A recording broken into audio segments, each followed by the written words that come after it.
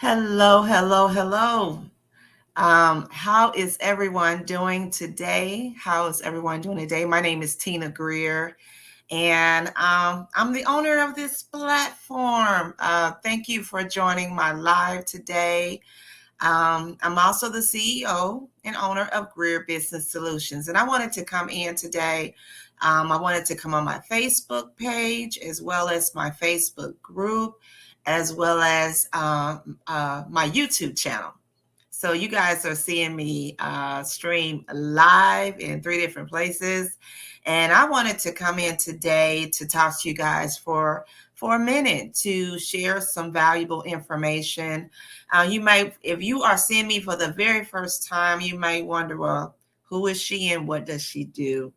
I am a coach, a business coach and consultant, and I specialize in teaching the procurement process for government contracts, as well as in the consulting side of the house. I actually work with business owners in regards to their niche in regards to childcare, providing policies and procedure books, as well as a variety of different things.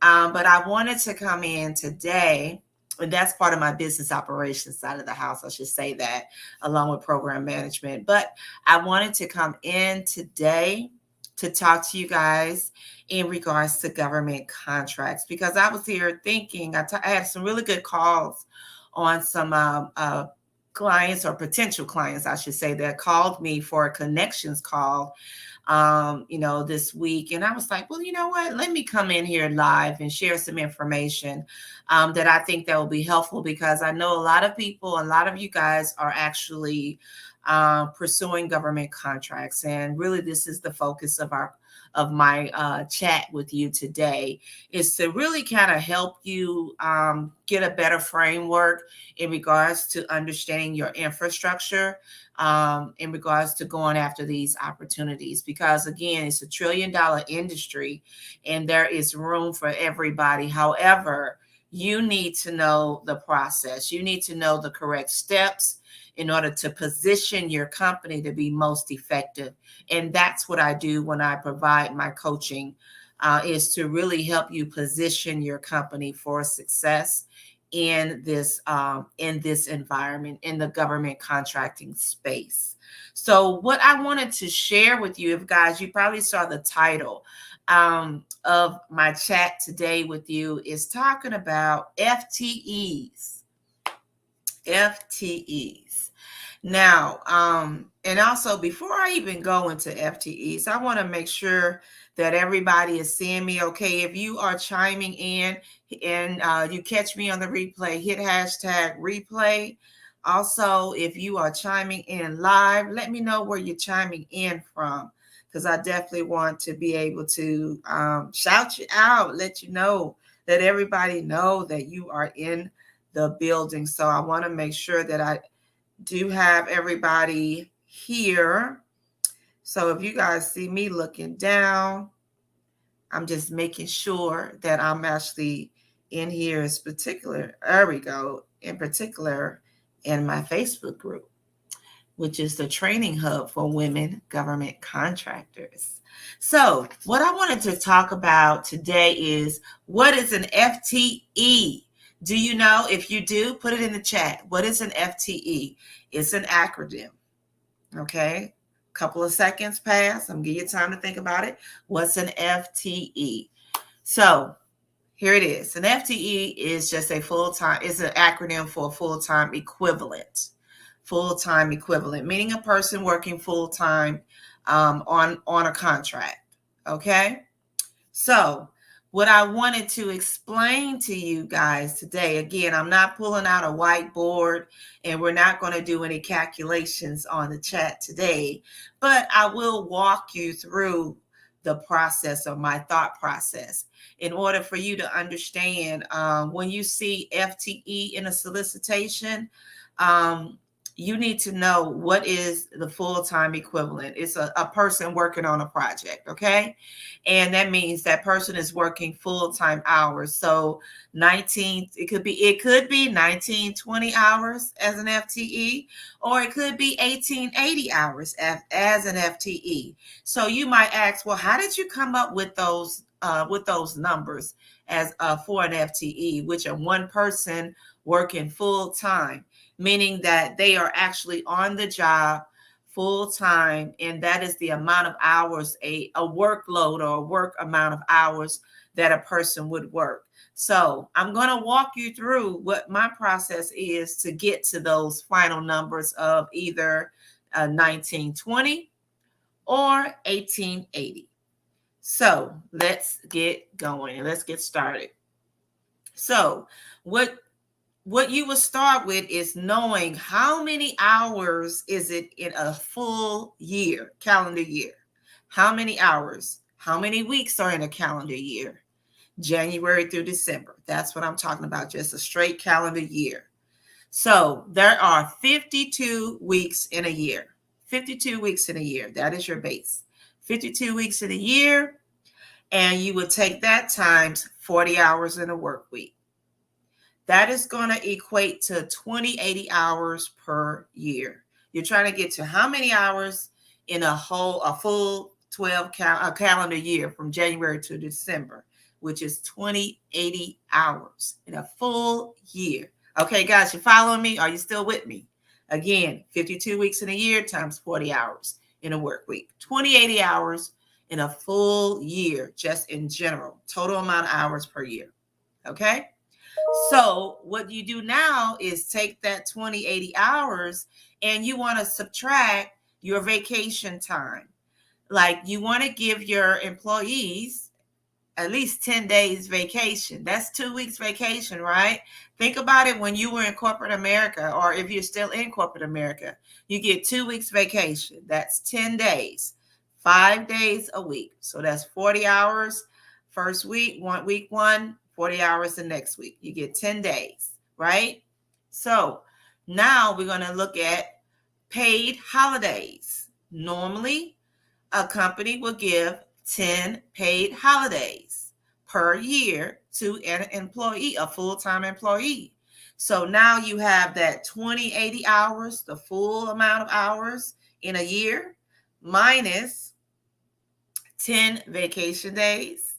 That's 80 hours, minus 10 paid holidays. That's again 80 hours. Okay? So if you take those two from the 2080, 160 from 2080, it should equate to 1920 hours. That's a full time equivalent, 1920, meaning that you are paying your employees for vacation time, those 2 weeks, and then also they will get 10 holiday time off, Christmas, Thanksgiving, Memorial Day, those holidays. You would give them 10 holiday days off in a year. So the actual time they are working on the job would be 1920 hours. Okay. And you would use that as a basis in your calculations in your pricing model for a full-time equivalent. All right, because you want to be good to your employees. You got to give them time off, okay, to rebalance and everything and work, and be more, be efficient and then have that work-life balance at a minimum. Okay, so standard people normally use 1920 as an FTE. Okay. Another example, based on your strategy when you are developing your pricing, is 1880 hours. Now, you may say, well, how did you come up with that? So the same premise of 2080 hours in a year, 52 weeks in a year, times 40 hours a week, 2080 hours, you're going to give that employee, you're going to give them 10 days of vacation time. You're going to give them 10 days of 10 paid holidays. And you might also give them 5 days of sick leave. Some companies do provide sick leave to their employees, like a week's worth of sick leave, 5 days. So in essence, if you take that calculation of 2080 minus those 10 days vacation, 10 holidays, plus the 5 days of sick leave, which is 40 hours, that will equate to 1880 hours. And the 1880 hours will be your basis of calculating a full, the calculation of a full-time equivalent of for your employee in your price model. So you would have used 1880 hours times your rate equals X in order to times the bill rate equals the total amount of dollars that you will propose in a proposal. So I hope that the calculations I've shared with you is very, very valuable, guys. And I hope that you will, think about even going back and just re-listen to this. And I'm giving you the foundational principles of how you calculate a full-time equivalent, whether it be a 1920 hours as a one working employee or 1880. It depends upon your strategy for going after that particular contract. Again, this information I've shared with you is what you would use when you are developing your price model, your pricing model from your solicitations. And sometimes in the RFP slash solicitation, the government will tell you what is a full-time equivalent that they want you to use. And 9 times out of 10, it may be the 1920. So I hope that this information has been helpful to you in regards to you understanding better the nuances or components that you need to understand when you are developing your price model. Now, you may still have questions, or you might say, well, okay, I'm ready to develop a price model. I want to develop my own price model where I can use this and begin to bid on opportunities with ease. If this is you, and you're ready to learn how to do that, I do provide coaching on this subject matter. So feel free to reach out to me and let's have a chat to see if it would be a good fit for me to teach you how to understand and set up your infrastructure for bidding on government contracts to make you more efficient and also streamline the process to make it easier for you to be able to bid on multiple opportunities at any given time, because now you'll have the tools needed and the understanding in order to be most effective when bidding for government contracts. So again, feel free to set up a connection call with me, and let's chat about it and see how I can help you elevate your knowledge and expertise by winning additional or even your first government contract. It's been a pleasure talking with each and every one of you. This is my Bit.ly link.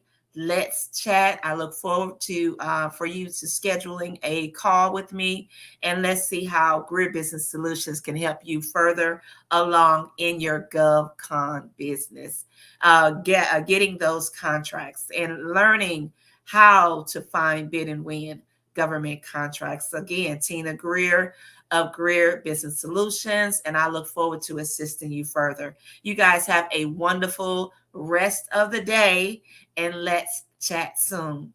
Bye for now.